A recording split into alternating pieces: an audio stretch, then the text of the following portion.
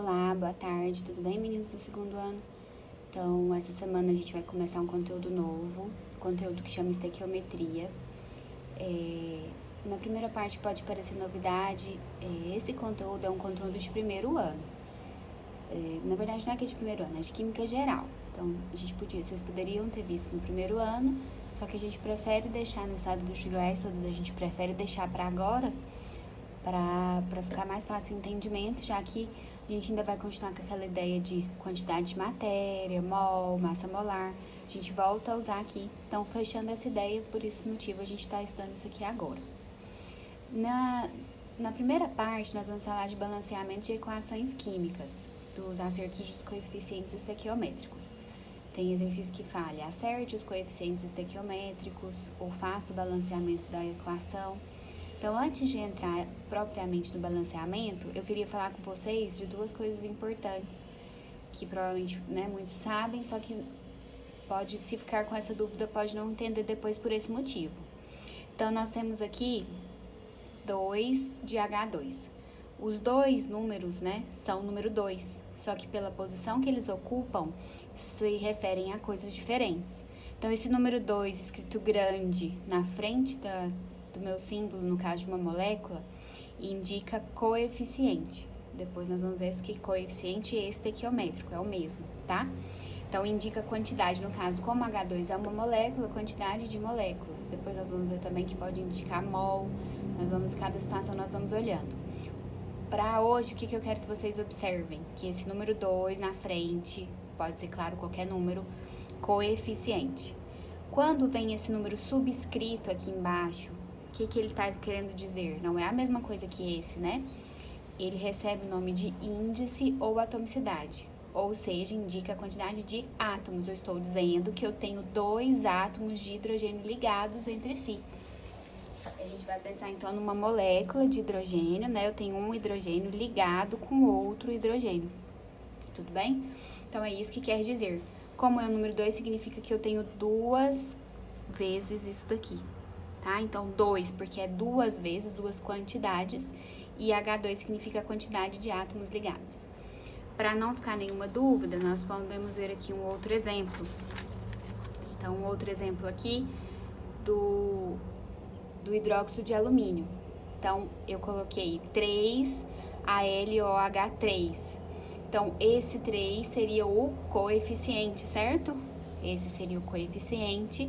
E aqui eu tenho, esse daqui é um composto iônico, então eu tenho aqui AlOH3. Então, eu tenho 3 vezes essa molécula, esse composto, certo? Se eu for olhar para cada um desse composto, para cada unidade desse composto, eu tenho um átomo de alumínio, certo? Não precisa aparecer o 1, mas eu sei que é 1. Esse 3, quando tem o parênteses, significa que ele vai multiplicar tudo que está dentro do parênteses. Então, eu tenho 3 de oxigênio e 3 átomos de hidrogênio. Isso em cada unidade, em cada uma. Como eu tenho esse 3 na frente, esse 3 multiplica tudo, certo? Então, se eu quisesse, se um exercício me pergunta qual é a quantidade total de átomos, vocês vão multiplicar todos por 3. Isso tudo ajuda muito na hora de fazer o balanceamento. São coisas simples que provavelmente vocês estudaram no passado, mas precisa estar observando, tá ok? Continuando nessa mesma ideia, então, agora entrando mais ainda na questão do balanceamento, só para diferenciar, a gente fala de reação química e de equação química. Por que tem essa diferenciação? Reação química é o que acontece.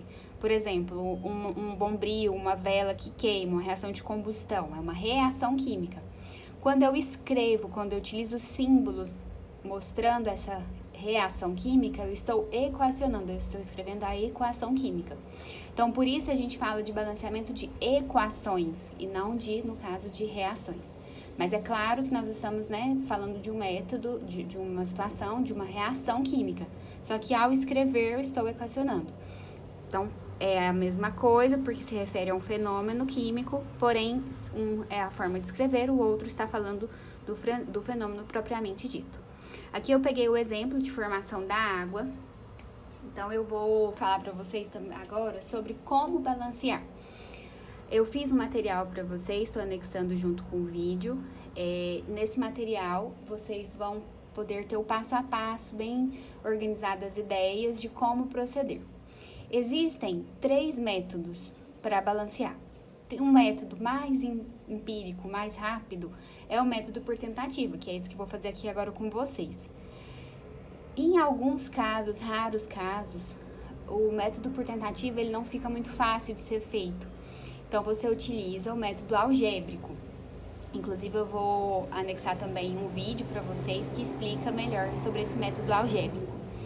Eu vou falar do método de tentativa porque quase sempre, inclusive eu estou na atividade que vocês vão realizar, pode ser que um exercício, alguns de vocês tentam a necessidade do método algébrico, mas o método de tentativa ele resolve, por exemplo, na nossa lista, todos os exercícios. Então, isso daí vai ficar muito a critério de vocês. Então, vamos lá pro básico, né? Vamos começar pelo mais básico. O que é um balanceamento? Segundo a lei de Lavoisier, que a gente tem um grande estudioso, o pai da química moderna, ele diz que nada se cria, nada se destrói, tudo se transforma.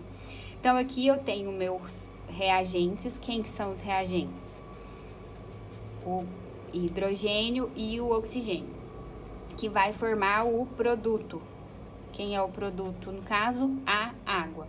Então, essa reação vai, quando eu equacionei, eu estou vendo ela aqui, eu vou ter, então, que conservar a quantidade de átomos. Então, a mesma quantidade de átomos que tem nos reagentes tem que ter nos produtos, no caso, no produto. Então, observando, eu tenho os átomos de hidrogênio e oxigênio, aqui no reagente 2 de hidrogênio e 2 de oxigênio, e lá no produto, fico com 2 de hidrogênio, ok, então aqui conservou, porém, no oxigênio a gente percebe que diminuiu, né?